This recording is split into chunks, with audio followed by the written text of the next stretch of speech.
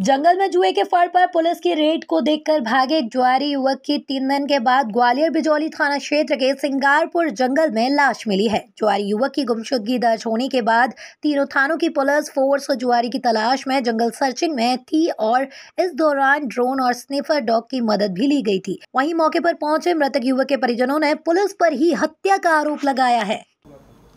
जी, परसों रात को बिजौली थाना क्षेत्र में एक सूचना मिली थी कि उनका लड़का घर से गायब है। तो सूचना पर एक्ट करते हुए बिजौली पुलिस ने गुमशुदगी कायम कर ली थी। फिर लास्ट सीन थ्योरी के आधार पर वो जहां जंगल में आखिरी दिखा था, तो कल सुबह से सर्चिंग चालू की थी। करीब 50 पुलिस वाले थे जिनने उनके परिजनों के साथ पूरे जंगल के विभिन्न क्षेत्रों को ढूंढा।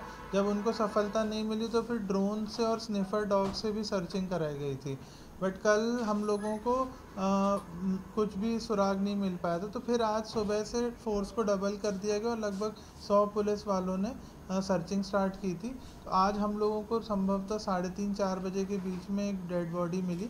और उसने जो लास्ट कॉल हुआ था उसमें जो अपने दोस्त को जो स्पॉट बताया था उसी के आसपास झाड़ी के नीचे उसकी डेड बॉडी मिली।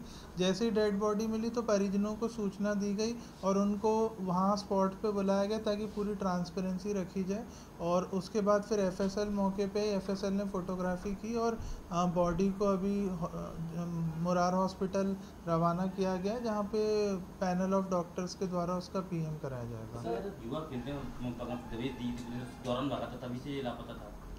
जी, जैसा अभी सूचना आ रही है कि लगभग परसों रात शाम से लगभग लापता था। तो 1-2 घंटे बाद जब परिजनों को उसके दोस्तों ने सूचना दी तो वो फिर थाने पे आए थे और उसके बाद गुमशुदगी कायम हुई थी। युवक की कहानी सामने आई है, पुलिस तभी तो नहीं गई मतलब युवक को पकड़ने के लिए, उस दौरान पुलिस से छूटकर भागा था। इसमें अभी जांच की जाएगी। अभी ऐसा कुछ उनके घर वालों ने कहा है कि मतलब पुलिस मौके पे थी और पुलिस ने जब इनको पकड़ने की कोशिश की तो वहाँ से भागे थे। तो संभवतः हो सकता है ये सही भी हो और इसमें जांच की जाएगी और तथ्यों के आधार पर अग्रिम कार्रवाई की जाएगी। का ये भी कहना है कि कल पुलिस ने थाना प्रभारी के द्वारा पैसे देने और गाड़ी लेने का कहा था उनसे। नहीं, इसमें पैसे लेन देन और गाड़ी लेन देन, जैसा कि मैंने कहा कि अब जब लोग सामने आएंगे जो उसके साथ थे उनके बयान होंगे तो उसके आधार पे क्लियर हो पाएगा। और अगर निश्चित तौर पे किसी की कोई लापरवाही पाई जाएगी तो उन पे कार्रवाई भी की जाएगी। दोस्त को किया था पानी मंगाने के लिए कहा था, लेकिन उसने बताया नहीं पुलिस को, अगर बता दी तो जी, मतलब जो इनके परिजनों द्वारा ही ऐसा बताया गया था। और जब हमने उसकी सीडीआर एनालिसिस की तो हमें 3-4 कॉल्स दिखे भी थे जो घटना समय के बाद में। तो उसने संभवतः अपने दोस्त से बताया था कि मैं यहाँ पे बैठा हूँ और मुझे प्यास लग रही है और मुझे पानी की आवश्यकता है। बट उसके दोस्त ने ये बात किसी को बताई नहीं।